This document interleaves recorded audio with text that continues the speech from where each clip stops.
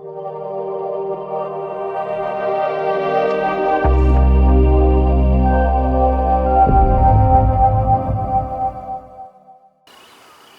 guys, Son of Liberty. Alright, today we're going to be sitting down to discuss my own personal bug out bag. Alright, now we're going to get right into this thing here in just a minute, and I'm going to explain to you guys the reason I keep these specific items that I do in my own personal kit. If you are creating your own personal kit, either for yourself or for a family member, a couple things to keep in mind. Alright, one thing is to try to recreate in your mind the most, the worst weather that you have recently been in. Now that could be a snowstorm, that could be, flooding, that could be wildfires, multiple things. Maybe it's an earthquake in your area, okay? So take those types of situations and the things that you are most likely to encounter by Mother Nature and try to recreate that. Alright, now the things that are created by man-made, there's still things inside of your kit that can help you strive in uncertain times. Alright, and that's the reason why these kits are designed. Alright, so with that being said, I'm going to let you guys take a look at a couple videos that I took during some recent storms that we had. Alright, so imagine bugging out in these types of conditions, constant snowfall, freezing temperatures. Do you have the right gear to be able to go through this, to keep you dry? You're going to get extremely wet. You're going to be able just to set up a quick shelter, with the items around you. Sure. How much more efficient is it going to be for you to be able to carry a small tent, to be able to set up in these types of conditions to completely keep you dry? So just a couple things to be thinking about when you are preparing your own individual bug out bag. Now this is some heavy rain. Can you stay dry in those conditions? Can all of your supplies stay dry in these conditions? These are things that you need to be thinking about when you're packing your bug out bag.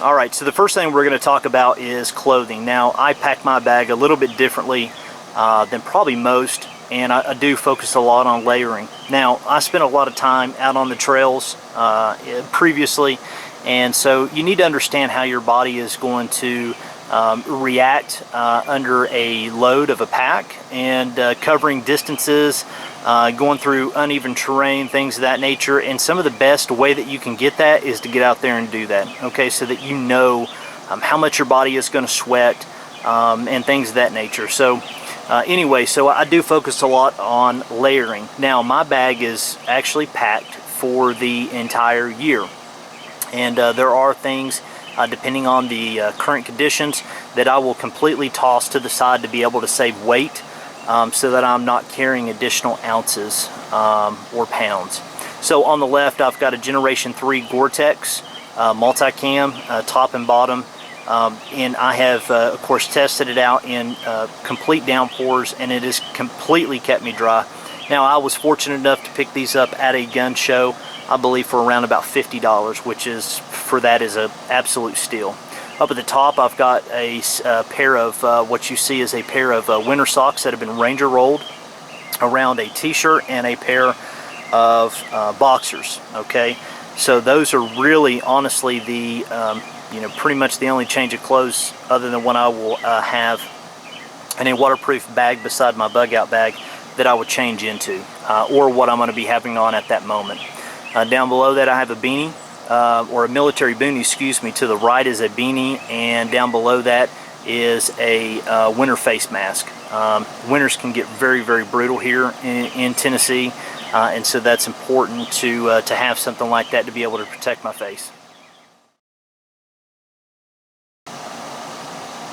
Alright, so next we're going to be covering navigation. Now, navigation is completely critical. Now, I do see this come up in some of the other videos that I see on YouTube of people reviewing their bags, but for the most part, it is something that I do see that is overlooked. Okay, so it is very critical.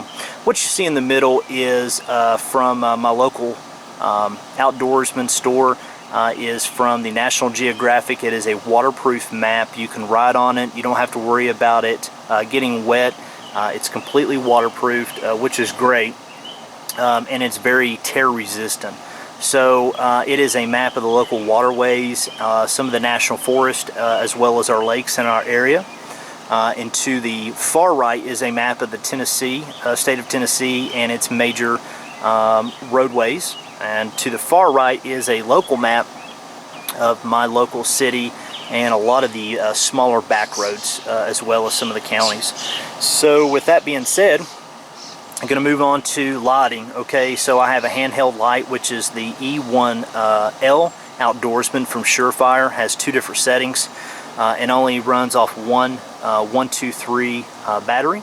And the black diamond there in the center is absolutely, I think, even more critical to have than the handheld light, because you need to be able to be hands-free. Okay, and it also has a red light so that you can work at night if you are reading a map, and you're not going to create such a light signature at night if you are using it. Okay, whether that be to get into a building to take cover for the night, setting up a tent, or just literally just moving through an area that that people may be around. Okay, because you're going to want to try to avoid contact with people as much as possible. And then of course I have just a very simple compass as well.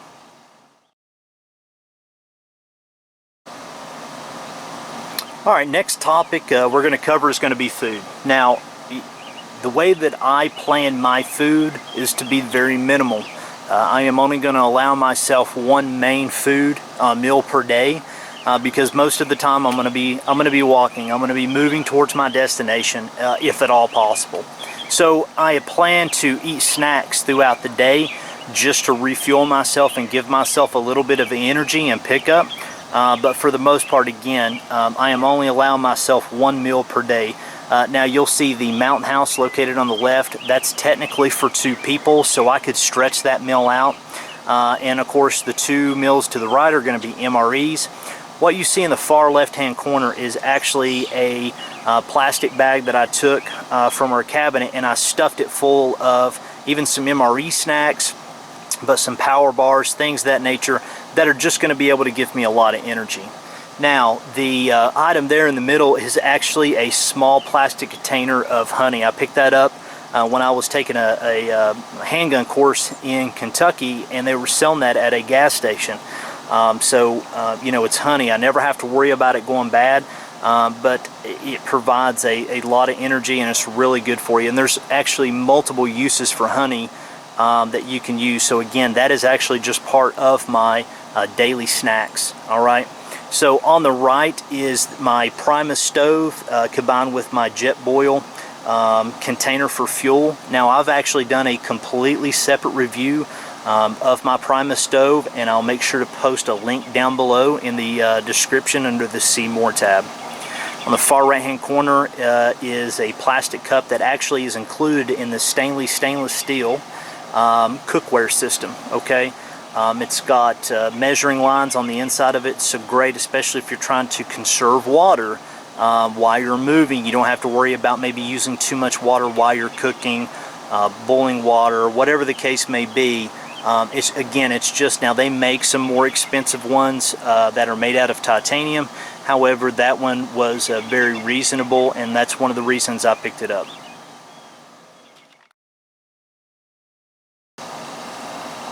Alright, so next is medical. Alright, so the far left hand corner is a tactical Taylor IFAK. You don't necessarily have to buy something like that. It was just a gift to me, so that's the reason why I still use it, and works great for my needs. Now, very important, the orange bag up on the very top is a waterproof bag. I picked that up from Walmart, and that's what I keep my IFAK in. And what that does is that prevents my IFAK from absorbing the sweat from my water bladder inside of my bag as I travel.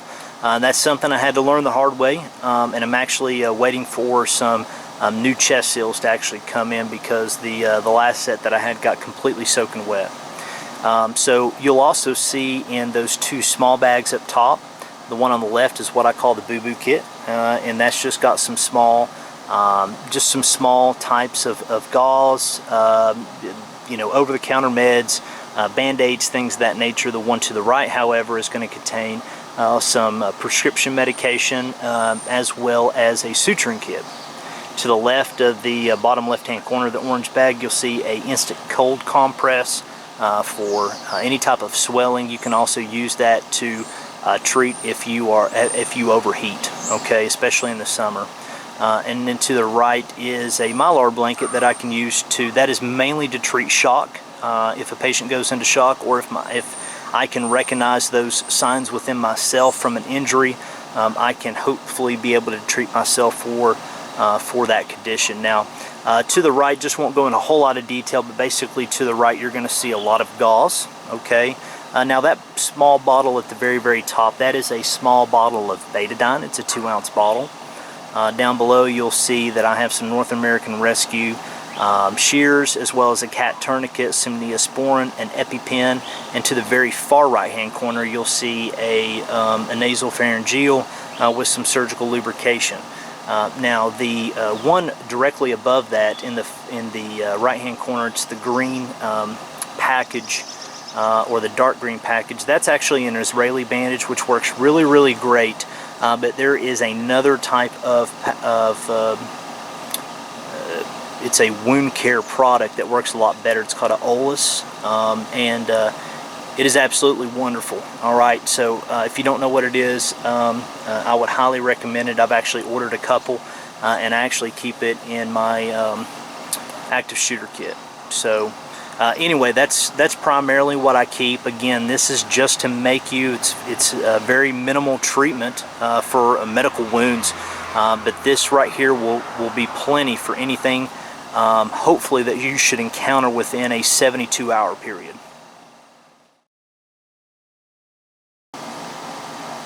Alright, so the next topic we're going to cover is going to be shelter. Now, some of the items that you're going to see is necessarily you would not think is going to associate with shelter, but let me explain.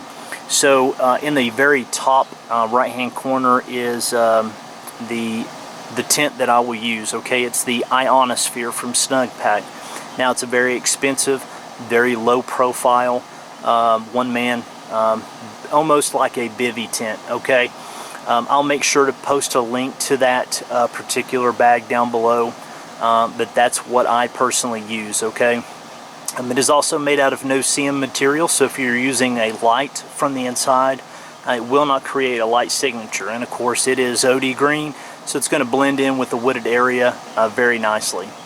Now, to the right is an emergency bivy sack that I've actually slept inside of a cave before, on the side of a mountain, and it's actually a 2-man bivy sack. Now, what I've done in creation, so one thing that I kind of talked about, or maybe it mentioned earlier, was layers. So what I actually do is use a layering system to be able to keep myself warm in the wintertime, because as I mentioned before, this bag is specifically built for all year round. Now, a lot of people don't take into account to be able to get their body up off the ground, okay?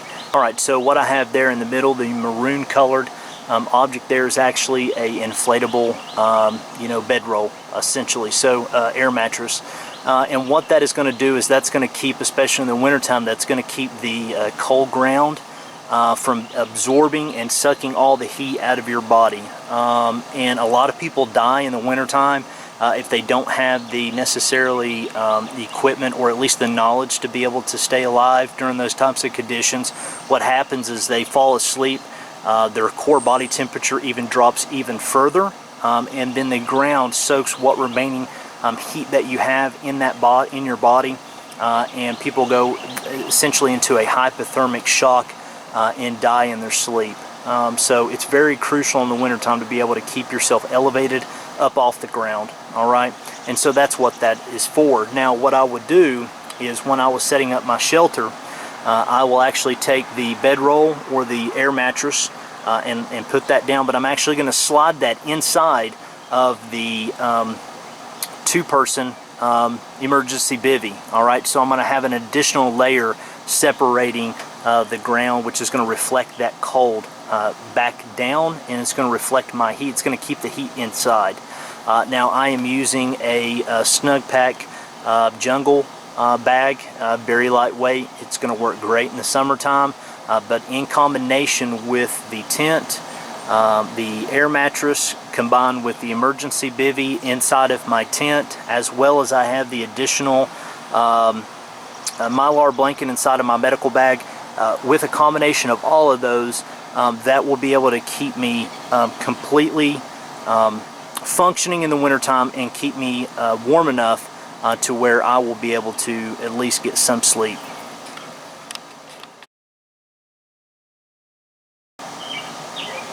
Alright, so next topic here is what I like to call my water and fire kit. Alright, I store them in this bag here that I picked up from REI. And I really like it just because I can separate everything. All my water purification goes on one side. All of my fire making stuff goes on the other side. So I can keep everything separate, but also all together, okay? Two of the most important things that you can have, I believe. So up top you'll see that I had the Frontier Pro. Now guys, I have just about every water purification system on the market, alright? And I have a lot of the other ones, alright? But this is the one that I chose specifically for my 3-day kit, for its versatility and its and how well it works with my particular Camelback setup, okay? Now this one, you need to read up on this. This thing can, you can attach it to a water bottle. And, you know, I can use the straw to be able to collect water from low-lying areas that I couldn't reach any other way, such as the inside of possibly a tree trunk, things of that nature. The little packet down below is actually interchangeable filters for the kit itself. To the right you'll see that I've got another snus can, which is filled with fire making material. Again, you're going to see some redundancy with my kit. To the right of that is actually a flare wrapped up in a plastic container, and that just ensures that that thing stays completely dry. And also too, you know, my biggest fear is because of the chemicals inside. If it was to ever get wet, I didn't want that those chemicals to leak into my filters or into my water purification system. Now, the very top and that little bottle there is basically water tablets. Down below that is a small plastic container, and it's actually got magnesium shavings in it inside of it. To the right of that is just a glow stick. To the bottom of that is a trioxane bar, okay, used just basically for fuel. And of course the legendary Bic lighter with a piece of duct tape underneath the actual the paddle there on top of it to prevent it from you know, hitting something and discharging all the fuel inside. Alright.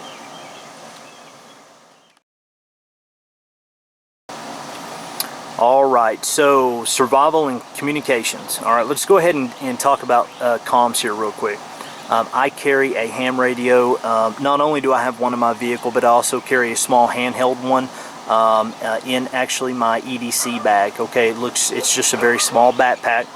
What you're seeing in front of you is just one that I grabbed. It is a Yaesu a 270. It's more military, it's waterproof. It's very reliable, and I've got an extended antenna on top to be able to give it additional range. So communications, whether you are trying to find out what the weather is doing, or you know, if you need to make contact with your selected group, your family. One thing that I've done is I've taught my wife how to use this, and so what I do is I keep it on a specific channel. So all she has to do is go downstairs and actually turn this one on, and then I can turn on my ham radio and hopefully be able to communicate with her in case of a disaster. So that's very important. So anyway, so that's what I use. To the left you'll see the sheath. That is the Essie. The knife is the SE5. That is the sheath that it comes with, and then of course the additional green pouch is from Essie as well. Now I do or have a complete review on this SE5 and all of its contents and exactly how I have my knife and everything set up. Okay, so I'm going to post a link down below that, so I'm not going to go into a whole lot of detail, but what you'll see to the right is 2 snuff cans. They are completely loaded with survival gear, okay?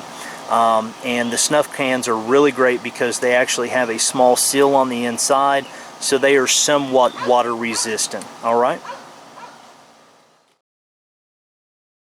This is the miscellaneous items here. These are just items that may fall into multiple categories, or they just have a category of their own, and they just don't really fit into anything else.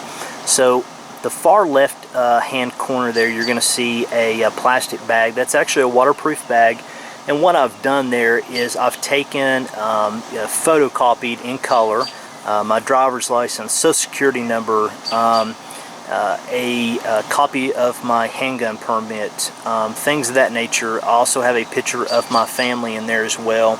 And I get a lot of questions, why do you do that? Well, there may be a situation where I have lost my wallet or don't have my wallet with me and I need to prove who I am, okay?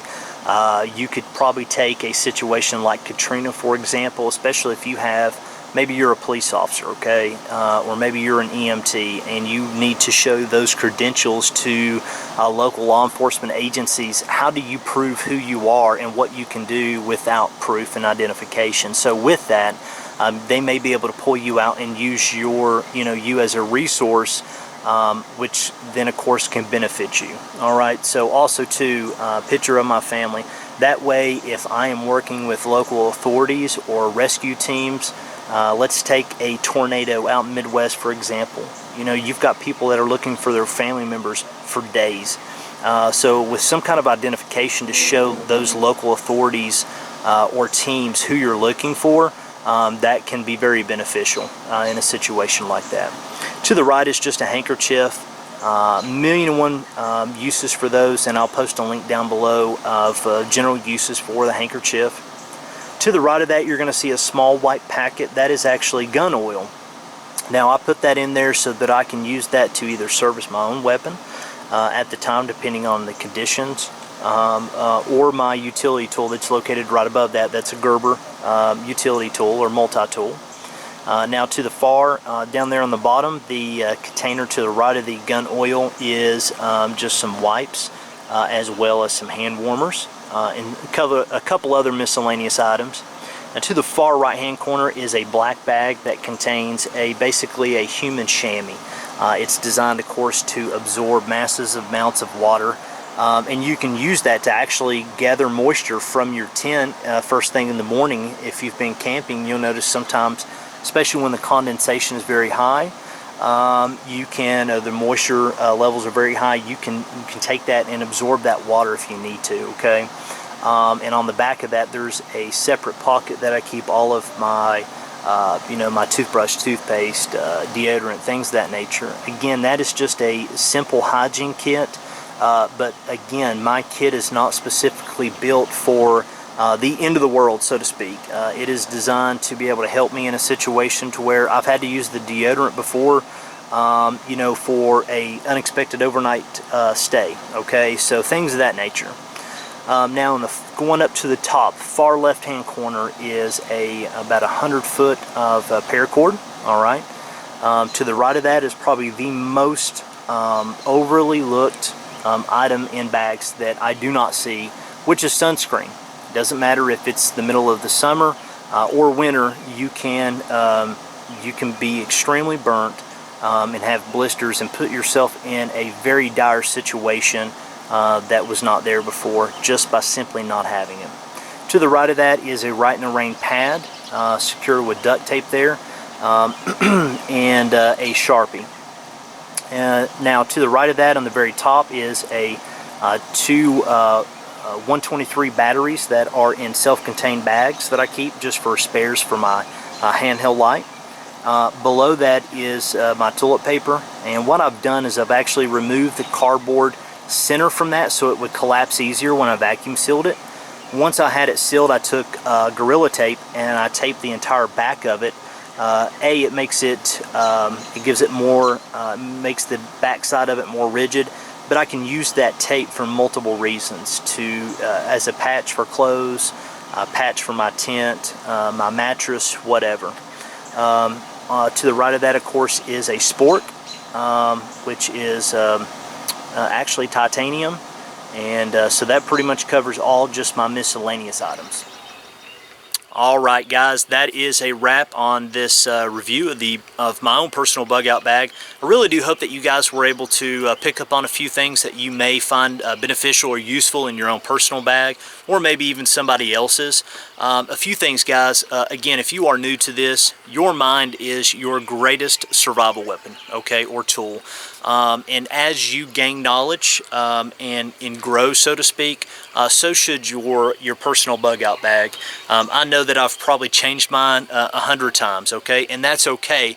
That just shows that you're growing, all right?